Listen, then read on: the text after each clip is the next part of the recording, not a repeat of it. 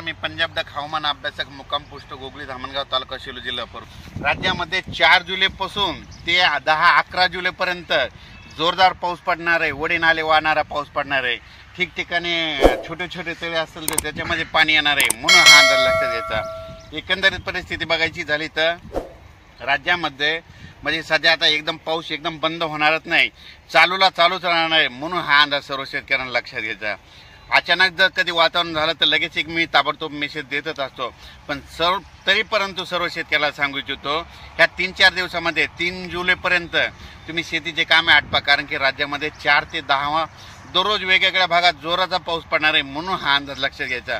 आणि योगायोगाने अंदाज सांगू इच्छितो की राज्यामध्ये काय झालं की ज्या वर्षी पुरेपूर पाऊस येतो त्या वर्षी नगर जिल्ह्याला जास्त पाऊस पडतो, बीड जिल्ह्याला जास्त पडतो, सोलापूर जिल्ह्याला जास्त पडतो, लातूर जिल्ह्याला पडतो, सातारा सांगली कोल्हापूर तिकडे जास्त पडतो, विदर्भात जास्त पडतो, पूर्व विदर्भात जास्त पडतो, मराठवाड्यात जास्त पडतो, उत्तर महाराष्ट्रात जास्त पडतो, म्हणून हा अंदाज सर्व शेतकऱ्यांना लक्षात घ्यायचा। आणि योगायोगाने यावर्षी पुरेपूर मान्सून आलेला आहे, म्हणून पुरेपूर पाऊस आला आहे आणि त्याच्यामुळे यावर्षी चांगला पाऊस राज्यात पडणार आहे, म्हणून हा अंदाज लक्षात घ्यायचा।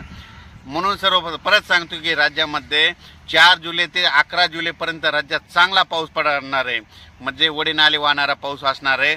दररोज वेगवेगळ्या भागात पण पाणीच पाणी होणार आहे, म्हणून हा अंदाज सर्व शेतकऱ्यांना लक्षात घ्यायचा।